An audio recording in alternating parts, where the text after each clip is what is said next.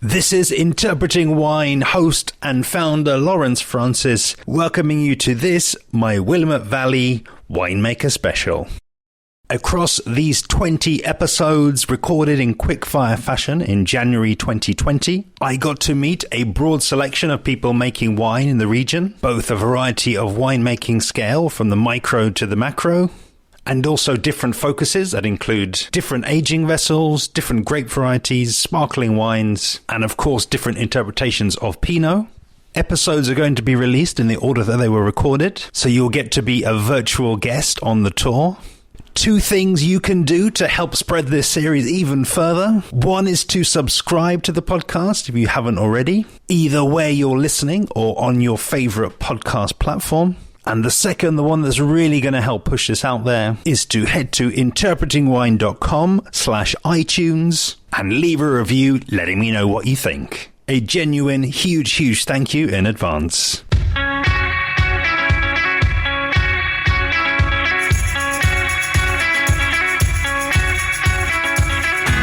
Today's episode of the Willamette Valley Winemaker Special features Clare Carver of Big Table Farm. An accomplished storyteller, artist and farmer, Clare expertly weaves together the origin story of her and husband winemaker Brian. She takes us on a Big Table Farm virtual tour and deep dive into both the soil and the practices and philosophies of the estate, before leading us through a tasting of 4 wines, a Chardonnay, a Pinot Gris, and 2 contrasting Pinot Noirs from their lineup. Enjoy.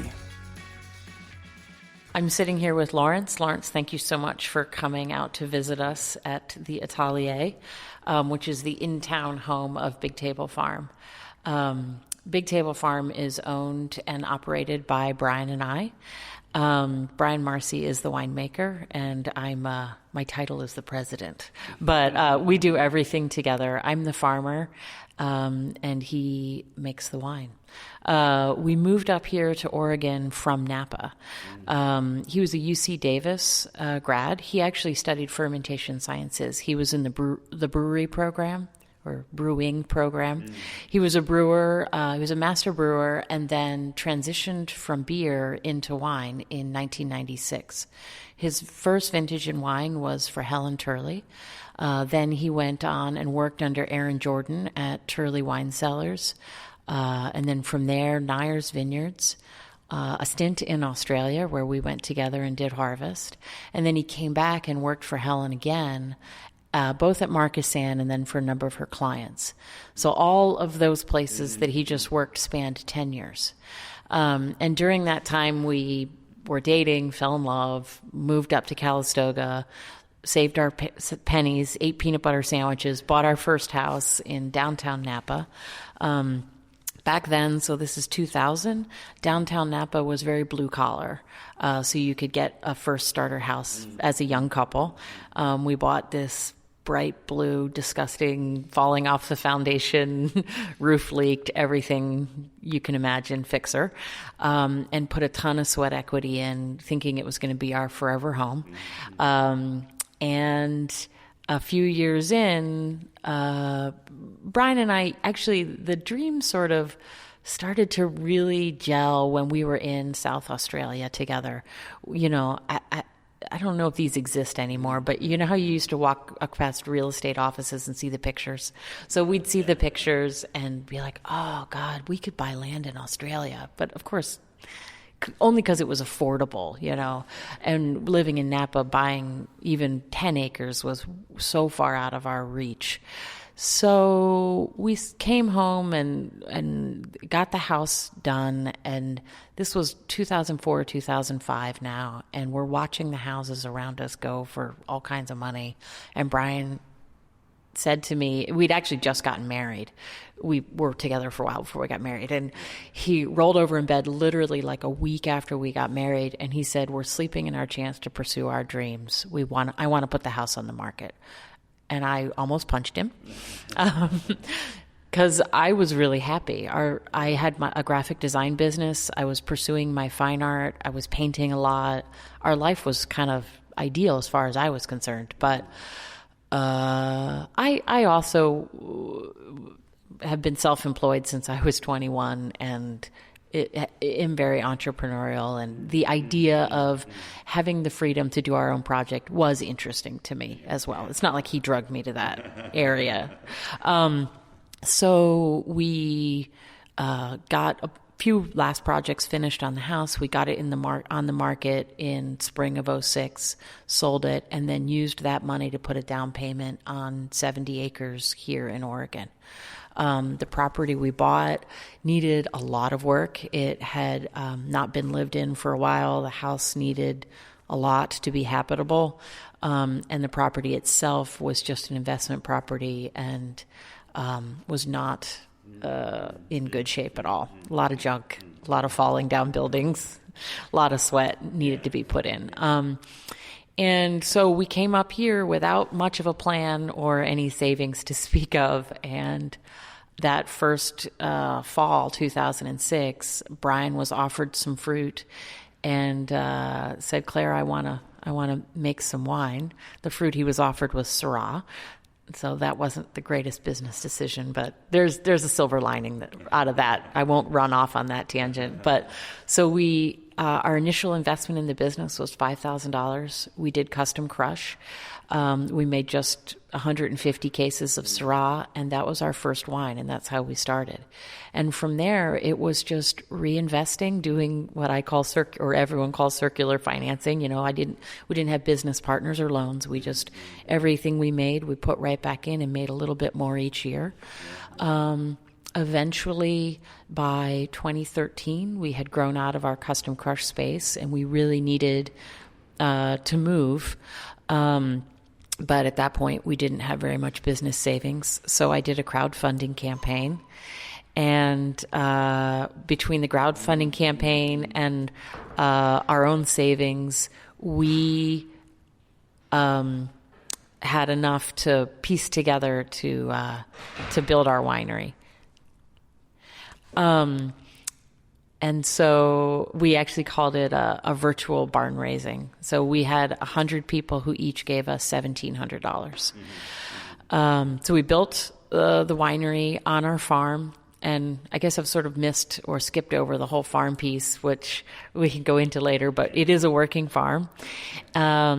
And now we make about 4,000 to 4,500 cases. All the production is there on our farm. And last year we completed the final land prep for planting our vineyard. So we're a little slower there, and that's primarily because of finances. You know, we didn't come to this with $1 million to plant right away. So now.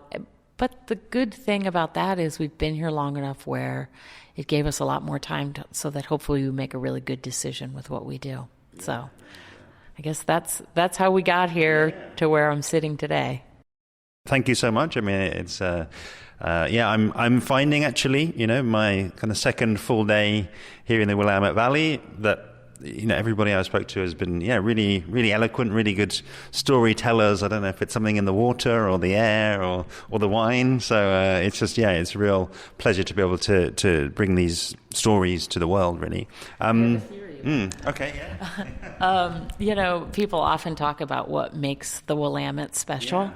And I think here in Oregon, because the barriers to entry financially were a little lower, there's a lot of owner winemakers here, and you have a lot of people whose origin story is of their own making. So you're probably hearing it from, sometimes if you're talking to a winemaker who maybe is an employee rather than an owner, the story might feel different, right? Like the owner has one perspective, but the winemaker might have a different. But when those two things are the same people, and those people have put in blood, sweat, and tears, I think you're going to get a very, very clear bell of authenticity. And I think that's a really special thing about Oregon. I'm not alone in that. There's, Doug Tennell, who you just met with, who I adore, and I love his wines, is a great example of that as well. So, yeah. Okay. And, I think that there was kind of one question that I did have, though, and you've kind of alluded to it, but yeah, I've learned, never to assume, and never to assume where to park the car, even after getting stuck in the mud just now. But yeah, it was really around. So you were in Napa, and you'd had the sort of experience in South Australia and looking at the land. The decision to come here, well, could you talk a bit to that? Because evidently we're sitting here with all of these bottles on the table, and it's not just Syrah, and you kind of come a long way, and I'm just wondering, just to kind of get a sense of that decision, which I guess has been fundamental in everything that's followed since. All I've talked about is Syrah and South Australia, but primarily we make Pinot Noir and Chardonnay. So 2/3 of our production is Pinot Noir.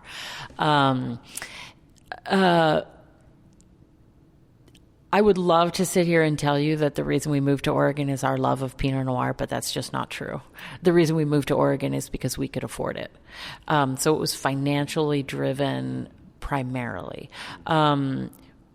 Now, certainly Brian had some experience making Pinot Noir. I already told you he worked for Helen.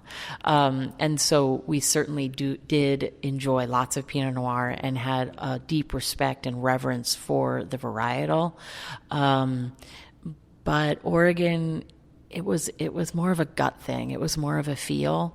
It wasn't our only choice. But there were certainly things about moving to Oregon. It felt open to us. It felt available. And I don't just mean financially now. I'm talking about the community and our ability to kind of strike out on our own path and not feel like we were keeping up or had to follow a prescribed way of doing things. And that's who Brian and I are. We're intensely creative, rebellious people, and Oregon was a good feel and fit for that. The place I'd like to kind of, guide you towards now is, seeing as we're sat here in the center of Carlton, and we're sat in your atelier, and this is, where the interview is obviously taking place. But there is obviously a part of the story and what you've just alluded to there that we're not going to get to see together on this time, which is the farm itself. So I wonder if, for myself and for the listener, if you would, take us, really, take us on that kind of virtual tour of the farm. And I think the way that I've been encouraging people to talk to that so far on the trip has been really to kind of throw in the terroir word, but also, bring in geography and almost, kind of what's going on in the soil. What do you see when you kind of come out of your house and look off to your 70 acres and maybe, what is potentially the slightly wider context of that 70 acres, given that I'm going to be, getting all of these stories from all around the Willamette Valley. So I think that's obviously a strong context to put that 70 acres into. I think it might be fun to take you on a little visual journey that I was on when I saw the property for the first time.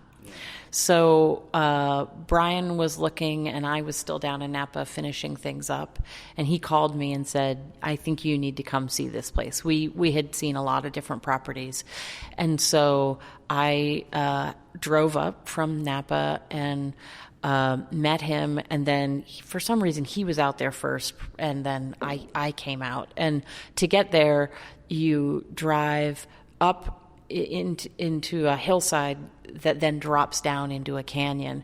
So you're dropping down into a canyon on a gravel road. It's a little bit dark. There's a lot, it's very wooded. And you come around a hairpin turn and you look off to the left and you see a clearing that has just started to be planted in Vineyard. So I see that and I'm like, okay, there's something other than woods out here, because it feels a little weird that I'm driving into the woods. And then you come around and you drop all the way down to the bottom of the canyon. And I look up to the left and I see this huge hillside that goes up that is basically the wedge that is the entire 70 acres with a piece of woods at the top. Mm-hmm. And there's a driveway that curves around, and right there at the lowest part of the property is this pink Victorian farmhouse, and it's the ugliest color of pink you've ever seen. But the farmhouse is built in 1890, so it has these beautiful classic farmhouse bones. And I looked at that house and I looked at that hill, and even though everything was so rough then, I was like, I literally could see it. And now when you come to the farm, you come to that same driveway, and there's a hand-painted sign that I literally painted 14 years ago that has the word Big Table Farm. It's very quiet. There's nothing ostentatious about it. We have painted the house yellow and put a new roof on it, so it's a really charming 1890s farmhouse that we've been rehabilitating. Since we've been there, we have torn down and repurposed and recycled anything that possibly could be and rebuilt the historic barn. So as you drive up the driveway, the adorable yellow farmhouse is to your right, and then right in front of you, 12-12 pitch, if you know what that is. It's a pitch that's very steep. It's like a classic pitch rather than a pole building modern barn that I think are aesthetically not as beautiful. So we spent the money to make a beautiful historic reproduction of the barn. And inside that barn, this time of year, because in the summer they're all out on the pastures, you will find my 13 cows, including my bull, my 2 draft horses, Bob the cat, a whole winter's worth of hay, my donkey, my guard donkey, who guards my goats in the spring and summer. And then if you come out of the barn and you walk towards the house, depending on if it's early December or late December, you'll walk right by my pigs. I say late December because I slaughter them in December, right, usually between Christmas and New Year's. And then you'll come in the door to my kitchen, and in the kitchen you'll find all sorts of projects that Brian and I are constantly engaged in, whether it's a prosciutto from my pigs on the counter or something we've just canned out of the garden. And then if you walk back out the driveway and you decide you want to continue your tour, you're going to go by Brian's vegetable garden, which is about 3/4 of an acre. It's right behind where my chicken bus is, which is my free-range egg-laying chickens that rotate around the farm. If you walk through the garden, no matter what time of year, you're going to find something growing. Right now, we have all the brassicas, all the kale, kalettes, which are beautiful if you've never had one, Brussels sprouts, all kinds of things out there. And then if you come out of the garden, you keep walking up a slight rise, you'll come to the winery. And the winery looks from the outside like just another barn. It's got the same steep pitched roof and board and bat clad siding. But then when you open those doors and you go in, it's very bright. It's all timber frame. It's a beautiful building.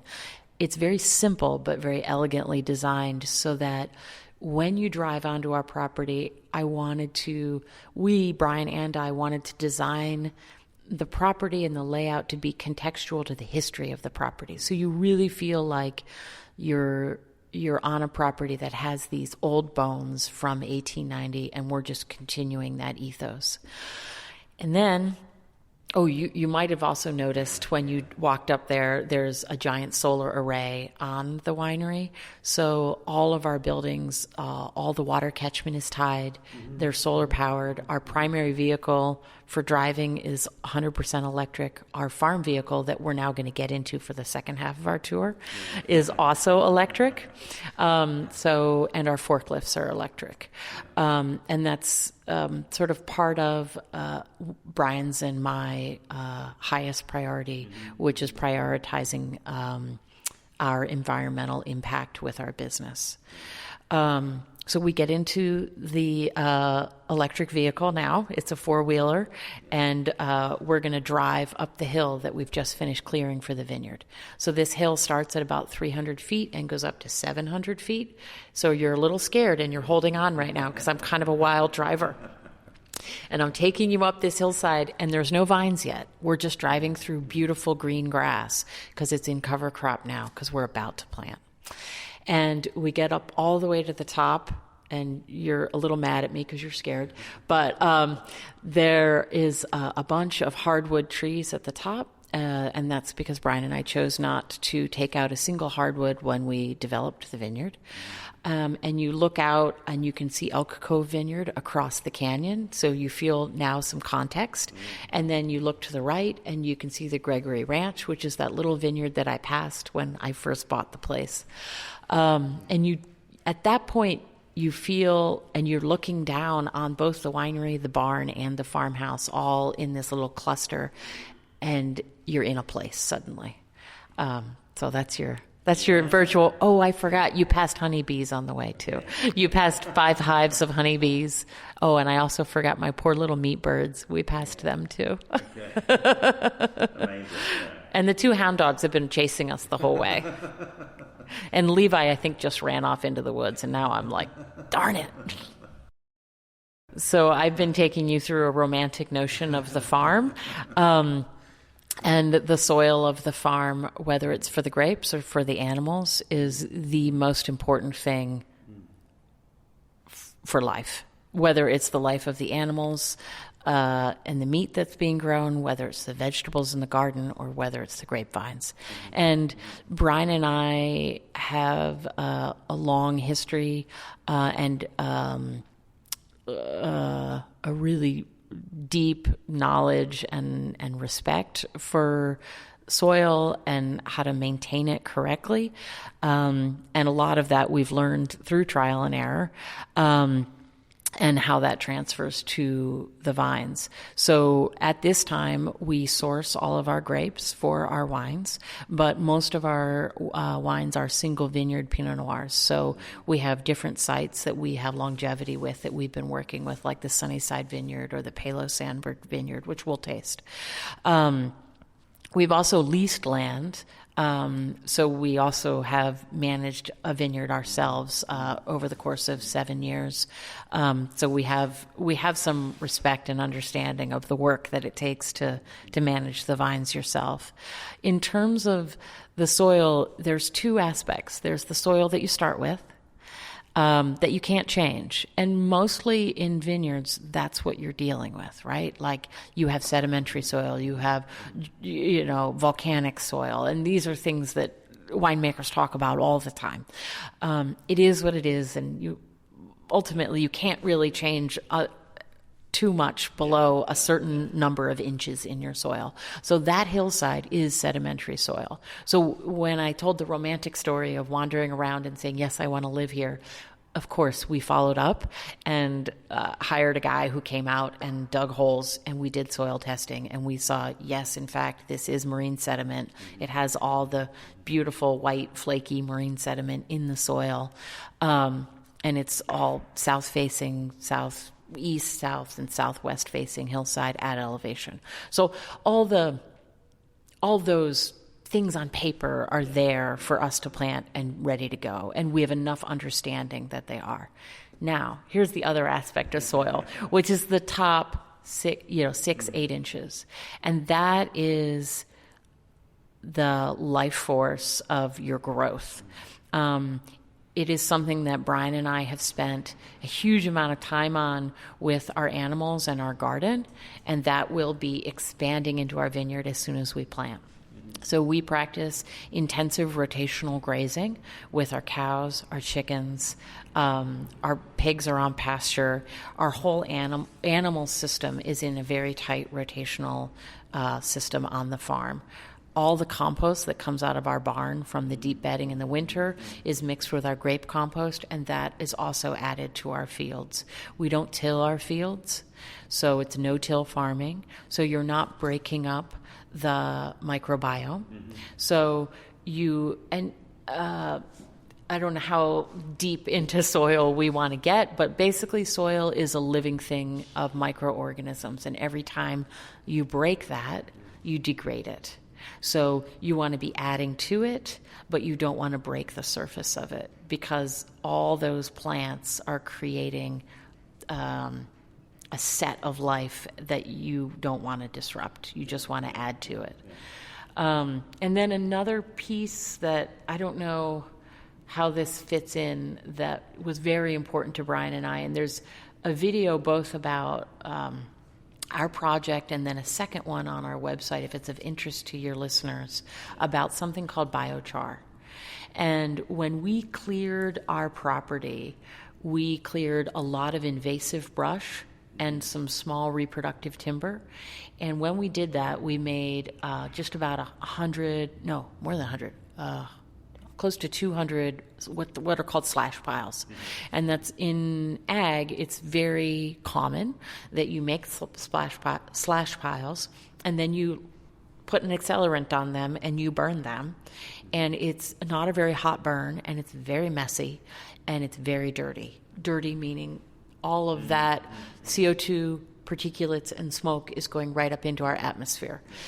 Brian and I, since we've lived on the farm, like all those outbuildings and all that junk, we sorted through it and we recycled it. We did not do a single open burn since we've lived there. So changing our values just because we wanted to plant vineyard was not going to happen. And so our vineyard development company, against much frustration on their part, was like, okay, what do you propose we do? Because there is no other solution. So I set to work, and Brian had done a little research into something called biochar, but no one had done it at any sort of scale on a large-scale ag conversion. And ours isn't even that large, but no one had done it even close to the size that we needed. So we were actually the first in the United States. It might be the world. I haven't researched that far enough to know, but I know 100% that we were the first in the U.S. to do a large-scale ag conversion of open burn in a carbonator. And what is that? If you imagine the back of a tractor trailer in size, it's on skids. You drive it up the hill, and then you use a track hoe to fill it.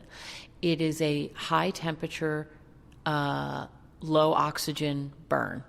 So, and it has an air curtain over the top. You fill up this giant box with all the material. You light it. The fire, just by its energy, heats up because it's like a giant kiln. And then you arrest that fire at a particular point, and the remaining product is called biochar. That looks like a super lightweight charcoal. That then we subsequently added to our compost. We've only used 11 of the 100 bags we made. We subsequently have sold 50 of the 100 bags. So we still have whatever that is. I can't do math.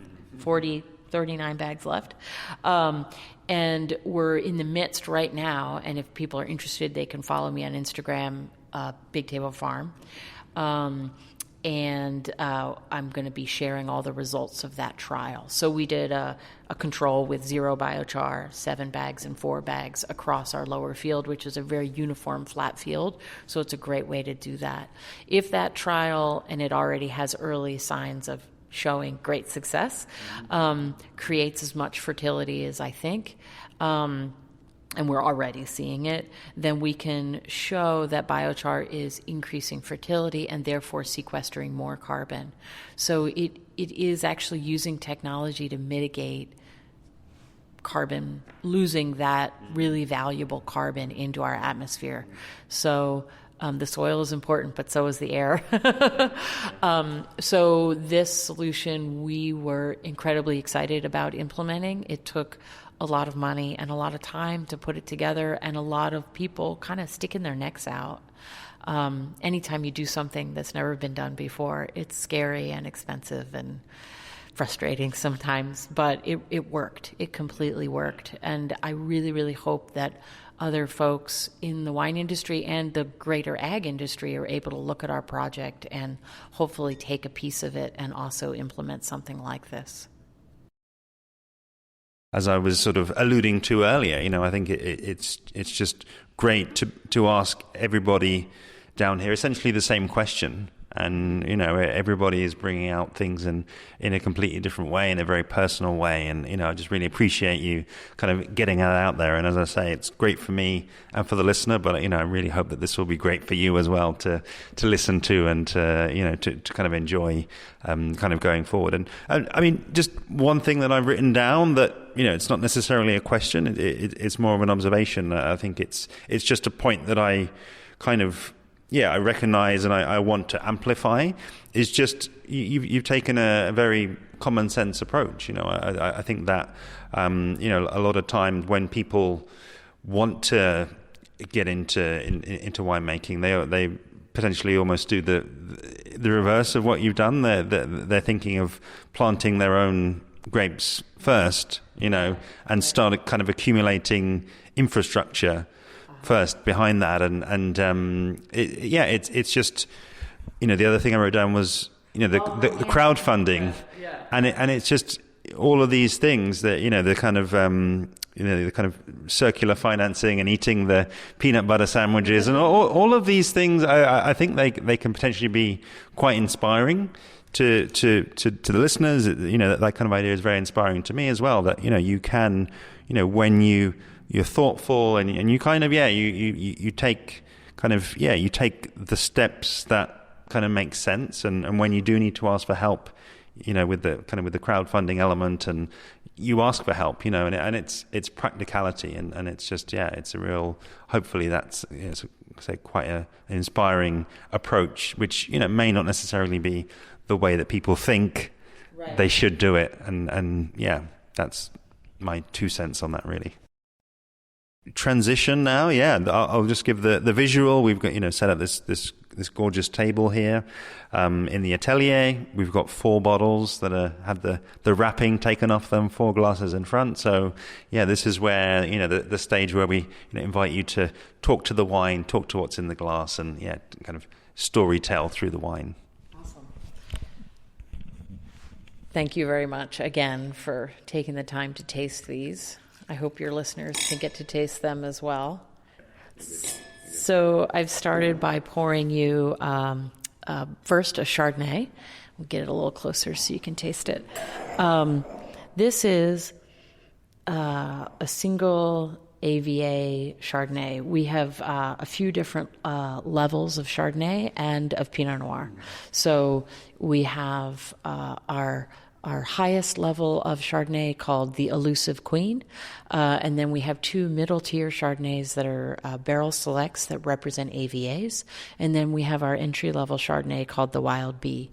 This Chardonnay that I poured for you is one of that middle tier of Chardonnays.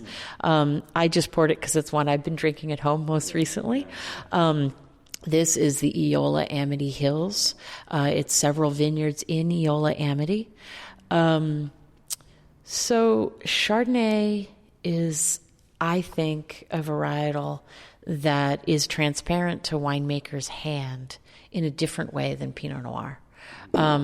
There's some pretty big choices that you can make when those grapes come in that are quite different than Pinot. Pinot, you bring it in, you start the fermentation, you have some choices around sorting or whole cluster, and then you're pressing and some of the punch downs and pump overs, but for the most part, it's kind of the same, right? But with Chardonnay, you can make it in an oxidative or a non-oxidative style. How you handle the barrel fermentation can vary quite a bit, and then how you handle the juice as well. So we brown the juice, so we let it go oxidative, and then we transfer to barrel, and we let it fall out, all that fall clear in the barrel. All of our wines are natural fermentations, so we don't bring any cultivated yeast into our winery ever. They also go through malolactic naturally. One of your listeners asked about sulfur. Sulfur is never introduced into our process until malolactic is complete, and sulfur is only used in a tiny bump to adjust free sulfur. So very low intervention wines. We are also on the lees. On the lees is all the stuff that falls out of the fermentation into the bottom of the barrel. And some people will rack the wine off of those lees. We intentionally leave it on. And then we intentionally do, fancy French word that's fun to say, batonnage, it just sounds so sexy. So we employ batonnage, which is the stirring of the lees up into the wine. This gives this wine an incredibly beautiful texture. It also helps because we do not fine or filter our wines. So when you have surly fermentation, those lees are naturally coming up into the wine when you stir it, and then when they fall back out, they basically pull any sediment out of your wine so that it will be much more clear. For example, our rosé is sitting right there, you'll see it, is very cloudy because it doesn't have as much time. While it is barrel fermented and it is surly, it doesn't have as much time to fall clear as the Chardonnay. That being said, we do cold stabilize, so we literally just push the barrels out on a really, really cold winter day. And then they will also be equipped to be put into your refrigerator. Now, if you put it into your refrigerator for 2 weeks, you're probably going to get some wine crystals. But these are all practices that fit into non-intervention or low-intervention winemaking. I intentionally use that term as opposed to the natural wine terminology because that one's a little bit dangerous and fraught. So hopefully what you'll enjoy here is a wine that is picked on ripeness, not necessarily on acid. We feel like Oregon gives you natural acidity, so we don't have to force it. And we don't chapelize our wine either. So often with Chardonnay, some of the Burgundian model is what you call picking on acid and chapelization. We're picking on ripeness and trusting that the acid is just going to be there to support us. So cheers. Chin. I love this wine. And Brian had obviously from his pedigree that I listed out for you, a lot of experience making Chardonnay. In California, which of course is a completely different climate. But a lot of his practices were born there, but then honed for the Oregon fruit. So he does, there is a sort of a broad approach to Oregon Chardonnay right now that I've seen in our peer group. And I think we're all still learning from each other. And Oregon Chardonnay is at a really, really exciting point where there's this kaleidoscope of styles that I think people are still, they're far enough along that they're making gorgeous, elegant, complete wines, but they're still early enough in the process that you're getting really authentic wines that are pure expressions of those winemakers. And I hope that we are able to maintain that as we continue the conversation around Chardonnay and like taste each other's, oh, I really like what you did there. Like the last thing I want is for us to all make this homogenous Oregon style of Chardonnay. Like, how boring. You just tasted Doug Chardonnay again, just to bring that up because I love his wine and I love his Chardonnay, but his style is very different than ours.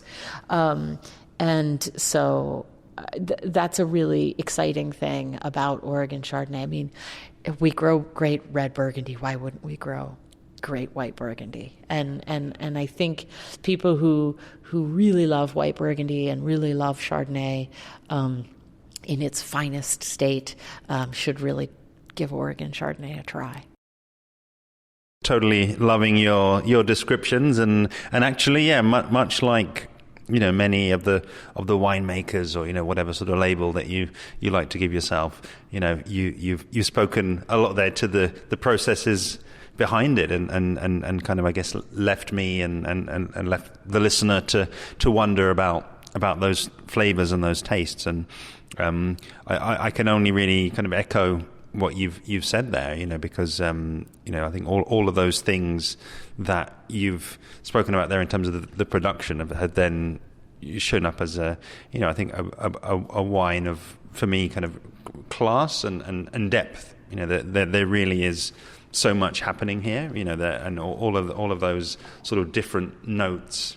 An analogy that I would kind of reuse, really already use it today, is that kind of being like an orchestra. All of those points. Not sort of putting them there for the sake of it, if you like, because they don't really mean anything in isolation until the wine comes together. What is there? What is that showing up as? And there's balance, there's depth, but it's also just a pleasure to drink. I think that's it. That's it. And at the end of the day, it's not every wine that kind of leaves me with a big smile on my face, and I think that's an important measure as well. If you want to sort of analyze wines to the nth degree, that's one thing. But yeah, what is your expression when you're drinking it? And yeah, huge smile on my face. It's absolutely delicious. Wow, thank you. Yeah. It's gorgeous. Yeah. So the next wine that I'm going to pour for you is what I like to say I like to say lots of things about this wine. It's one that always takes people by surprise, mostly when you look at the color. So this, when we are looking at this glass, is giving you this beautiful coppery rosé-like expression. It is not a rosé. It is a skin contact Pinot Gris, also known as a Ramato. I alluded earlier when we were chatting about the vineyard we leased, and when we took on this lease of this very, very old vineyard planted in 1968, it had an old block of old vine Pinot Gris. And it was like, well, we don't really want to make off-dry, no skin contact Pinot Gris, because that's not, all of our wines are completely dry because we don't fine or filter. So we have to have our wines with 0.0001 or negative sugar. So we started doing some research and came upon a Ramato style of Pinot Gris. And I love this wine because it's delicious, but also not a wine that you find every day. And it has a very fun and interesting niche from a food pairing perspective. So an interesting thing about the Pinot Gris grape, it's almost as dark as Pinot Noir when you've picked it and it's in the picking bin. But it actually has slightly more tannin in many instances, not all, than the actual Pinot Noir grape. So you are left with this really interesting expression of a lighter fruited, lighter bodied wine that has lots of tannin, and a different type of acid than you're going to get from a red grape. And where this wine just does everything it's supposed to do is lighter seafood fare that has a significant fat component. Scallops with a beurre blanc, flaky white fish, again, with a heavier cream sauce, lobster bisque, polenta. And then, of course, the classic with this wine, my favorite pairing is crab and butter. Because you have that light crab that's such a delicate flavor, but then there's nothing delicate about butter. But there's all that tannin in this wine that will grip with that. So I won't do it while I'm talking, but I encourage a piece of this beautiful, simple, white farmhouse cheddar with that wine because it'll give you that same experience. So extended skin contact Pinot Gris or Ramato is what we're enjoying now. And I'll talk briefly about the labels because you're looking at the bottle. And all these can be seen on my Instagram account or on our website. But the labels on our wine are pretty special. Lawrence talked about unwrapping the bottles. So all the bottles come wrapped in simple white tissue. And that's not to be ostentatious or fancy. It's actually to protect the labels. These labels are handmade, letterpressed labels. They're individually printed by my co-collaborator, who is my printmaker. And It takes her the better part of the winter to print all close to 50,000 labels. And then they get shipped to me, and starting in a week and a half, Brian and I and a team of 5 or 6 people will stand in the warehouse for 7 hours a day, 5 days a week for 4 weeks, and hand label every single bottle. We do this every year, and every year the artwork is different on every single wine. They're always within a theme, but they always reflect the farm.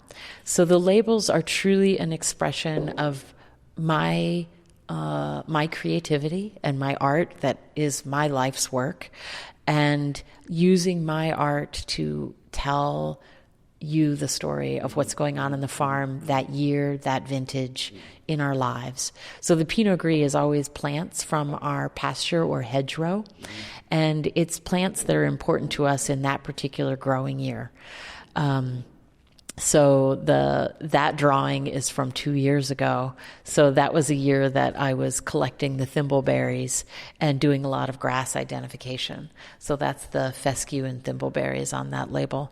Some of the wine that I poured previously was the Eola Amity Chardonnay, and that has a picture, a drawing of honeybee comb covered in honeybees.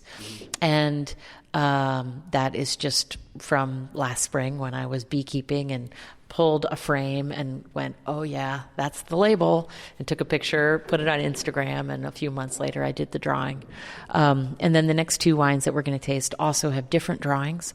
The first Pinot Noir we'll taste features the pigs that I raised that year on the farm, and then the last Pinot features one of my pasture hens that lays our eggs. So they're always within a theme, but they're always different animals or snapshots of the farm that year.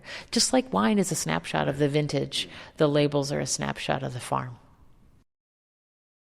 It almost feels like sacrilege to bring up the word Pinot Grigio, because this is not Pinot Grigio. This is a million miles away from that, and I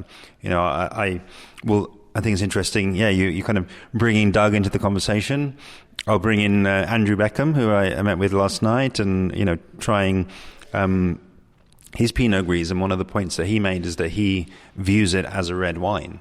And which I think kind of closes the loop totally back to your comment there around the appearance being bright, the aromas being quite delicate and quite feminine, but there's definite grip there. There's definite tannin, and absolutely, to talk to food, and to talk to the sommeliers who may well be listening to this. This is I think something that to bring in the different food elements could be really, really exciting, and definitely one to kind of geek out to potentially there.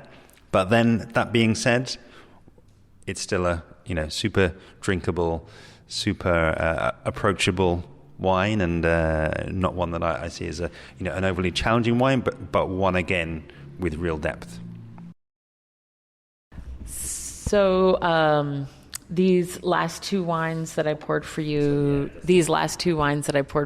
are the Willamette Valley Pinot Noir, which is our cuvée. That's our blend from all the barrels after we select the single vineyard or single AVA blends. And that's the one that features the pigs that I raised that year. And then the one with the chicken on it is the Sunnyside Vineyard, and I chose that because it's Brian's favorite, and I love it too. And this is from the Sunnyside Vineyard, and I always do drawings of chickens on the Sunnyside Vineyard, mostly because it's a little play on words with a Sunnyside egg. And I wanted to put my chickens on something. Both these wines are made with equal diligence in the cellar. The choice for the bottling is simply a barrel selection. That selection process it's not really an intense blending process of lots and lots of bench trials and hours and hours and hours with glasses all around you. It really is much more low-tech than that. It's Brian going into the winery in an iterative process, usually on a Sunday when no one's around, with a piece of chalk in his pocket, tasting out of barrels, and then putting chalk marks on the outside of the barrel. And then I will come in about halfway through that process and taste with him and act as a sounding board and a co-conspirator. But it's really, they are his blends. And the barrels get notes like a plus or a minus or a double plus or a triple plus or just an E, which means this is so good right out of the bat. I already know I want to put it in the Earth blend, which is our top level cuvee. And we only make 100 cases, so only 4 barrels get that distinction. But, so sometimes there might be like 6 E's, and then he's got to go back through and say, okay, I can only have 4. And then sometimes they'll have like a T for this wine has a lot of tannin, so I want to make sure I balance it out. Maybe certain barrels are a little reductive, so they'll get an R. And all of those things are considered, all of those little marks. And if you ever walk through our cellar in late in July or August, you'll start to see the growing number of white chalk marks that are quite subtle. But now that I've given you the code, you'll know what they all mean. And then I'll come through and taste one last time with him, and then we rack, and that's really it. If we have a big question, we might build some blends and put them in glasses and bring them to the house. But honestly, most of that happens just from barrel tasting right there in the cellar. The 2 wines that I poured for you are the Willamette Valley that I was just talking about and the Sunnyside. I'm just repeating myself because I was distracted. Sorry, cut that out. All of Brian's red wines, when he is making the most important decision of the year, which is when to pick, that decision is guided by simply tasting. There's an expression that's somewhat derogatory that we tend to use, which is making wine by the numbers, where you're going out into the vineyard, you're pulling samples, you're running those samples in a lab, and then you're making your picking decision based on your acid and a few other metrics.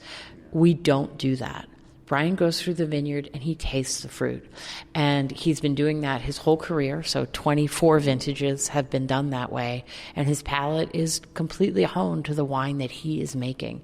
And the analogy that I like to make with that is if you pick a peach off of a tree and you bite into it, you don't need any lab to tell you that it is ripe. I mean, and you even know if it needs one more day.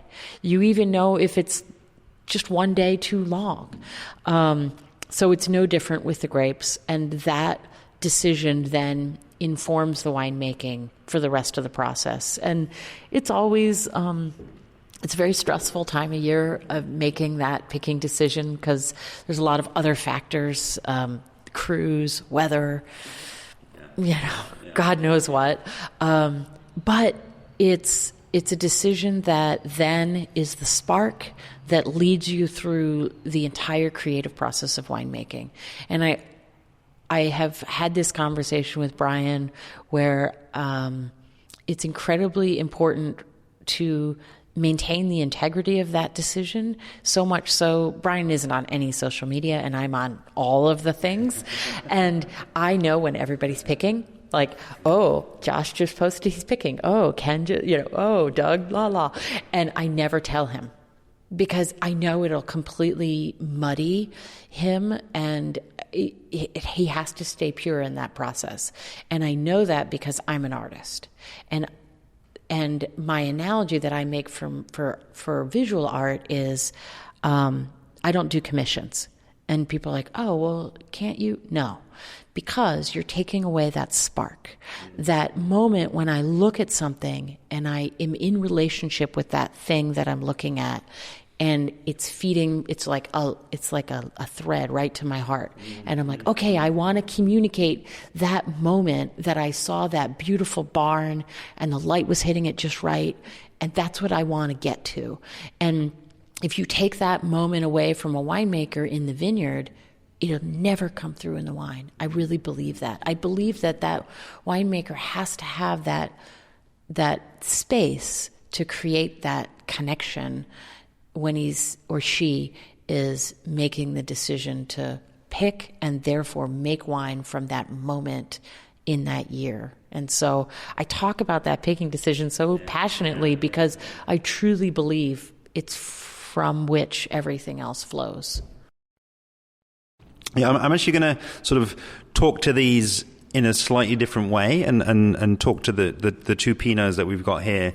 I think really, it was something that I kind of struggled with for a little while was, when you've got the same producer and they've got one Pinot and it's their kind of, village blend and, maybe the price is a little bit lower and then you look at, okay, this one is sort of double the price and it's a single site and it's the same year, aren't they, wouldn't you always just go for the cheaper one, isn't that kind of where it's at? And I think, what I'm seeing here is just really that difference, and I think both of these wines are, as you probably can tell, again, the smile is back. They're both drinking so beautifully and they're really, they're showing, I think, all of the things that you've spoken about right the way through. But in one, that there is certainly, that there's a fruit component that's very much to the fore in terms of the Willamette Valley blend and it's just this gorgeous fruit forward it's just a pleasure to drink, but the contrast there I think is just that level of detail you've often sort of probably heard me talking about a 3D nose, in terms of you smell a wine and it just gives you so much more information. And it's almost like there's just something more of the detail. I think in the Sunnyside Pinot, it's just giving you so much more. It's back to that kind of that sense of place, and I can almost through the taste, it almost feels like it's transporting me to an exact location. Whereas as you say, this is something that's maybe slightly higher level. So the Willamette Valley, it's a broader perspective. This here with the Sunnyside, we're zoning right in there, and we're just getting so much more information because we're standing in the field as opposed to being at some height above it. Yeah. But both amazing though. Thank you so much. I mean, it's as you can no doubt tell, it's been a genuine pleasure to have the time to sit with you, and I'm just more and more humbled, I think, through this journey, and just feel hugely appreciative of your time and effort and energy, right the way through all of this process, and especially of course today. And I think really just to end it, I mean, one of the things that we haven't really spoken about and we haven't really shared is really about where we are, where we're sat today, where we're physically located, which isn't at the farm. It's actually, as I mentioned at the start, it's actually in the centre of Carlton. So I think in the sort of that kind of virtual tour, maybe talk to the space here. What would somebody see if they were sort of here? But then also talk to maybe some of the ways that you're using this space, noticing this gorgeous table here, and already you've spoken to some of the tastings and events that sort of run here. So that kind of virtual tour I think would be a great place to leave it. Well, thank you for taking the time to share our story, because you said you were inspired, and that's awesome. But if we were just in a black box and nobody knew what we were doing, we wouldn't be able to do what we're doing. So I'm, in turn, very grateful. So thank you. So the space that we're in is the Atelier. And the Atelier is seated in Carlton. And Carlton is in the Yamhill Carlton AVA. So I'm going to, in the way that the Willamette Valley was the broad view and the Sunnyside was the focused view, like the drone went from a mile down to 10 feet, I'm going to take you from the AVA all the way down to the Atelier. So Brian and I because one of your listeners did ask about terroir and AVA. So I'm going to start by saying Brian and I have the great privilege, because of the modality of how we started our business, which was dictated by not having a lot of money. We have lots of opportunity to work with all of these different acreages all over the Willamette. So we've had the great benefit of being able to work with lots and lots of AVAs. And I happily can tell you that the Yamhill Carlton fruit is my favorite, with a close second being the Eola Amity Hills.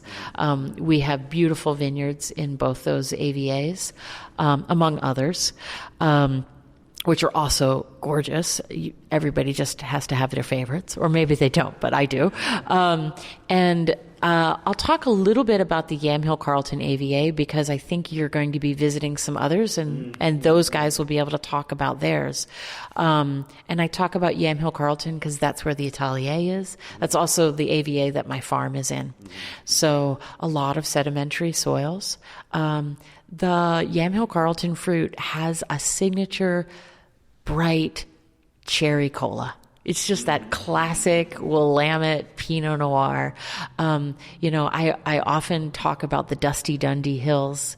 I talk about the blue fruit and that sort of rich, spicy fruit from the Eola Amity Hills.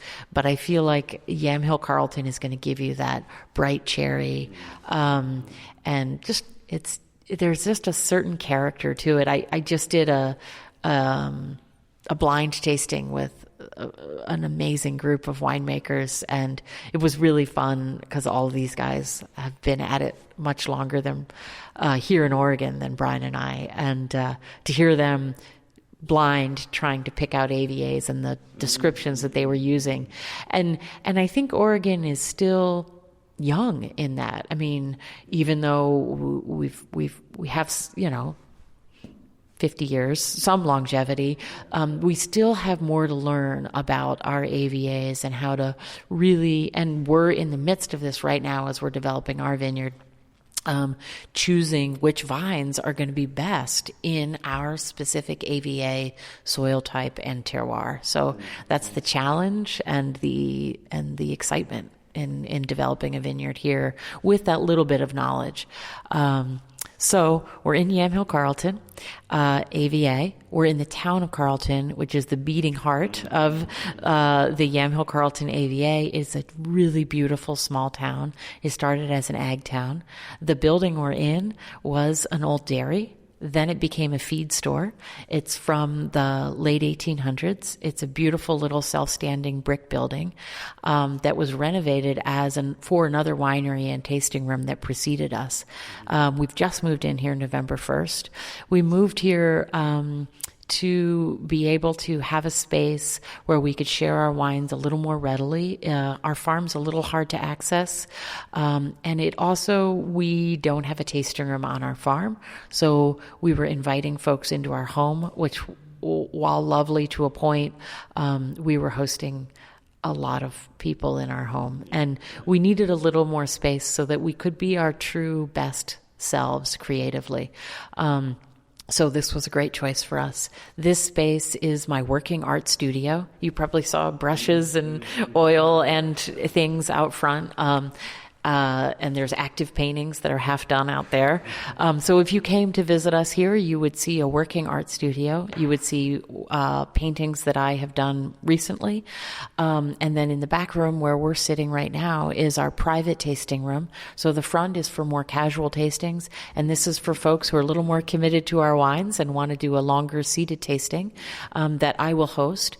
And this is the big table. So this is a replica of the same big table that's in my farmhouse, and this is made from the original beams of the house, of the barn that was built on our property in 1890. So that barn fell down in the 40s, but when we salvaged all that crap off our property, we found all the original rough-hewn wood and safely stored it in our barn for this. So that's the table we're sitting at, and in this very creative space that hopefully I can share with your listeners. Thank you so much, Claire. It was both a pleasure meeting you on the day in Carlton and subsequently editing our conversation and reliving this later on back in England. Do please check out below for the Big Table Farm website. As Claire mentioned, this also gives information about the Atelier, which you can visit if you happen to be in Carlton or in the region. If you're in the UK, these wines are not currently represented, and Claire and Brian are actively seeking importation into the UK. Next time in this special series, in episode 386, Claire passes the baton over to the folks at Maysara Winery and Momtazi Vineyard. If you do know anybody who you think would like to hear the stories that I'm sharing on the podcast, do please send them over to interpretingwine.com/listen, where they can subscribe. And if you're not already, I would love to have you following along with me on social media, where I'm at Interpreting Wine on Instagram and Facebook, at Wine Podcast on Twitter, and email hello@interpretingwine.com. See you next time.